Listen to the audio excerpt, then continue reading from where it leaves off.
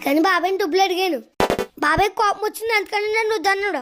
ఎందుకు వద్దంటాడో బాబాయ్తో నేను చెప్తా. నాకు నిలవదే మది నిలవదే సిరి సొగసును చూసి ఉలకదే మరి పలకదే. తమ్ముడు ఏంటి చెప్పరా అన్నయ్య? కుర్రోడ్ని వీడియోలో పెట్టనన్నా అంటే ఏముంది? ఏం చెప్పనన్నయ్య? నేను వీడియోలు చేయడం మొదలుపెట్టి 5 సంవత్సరాలు అవుతుంది.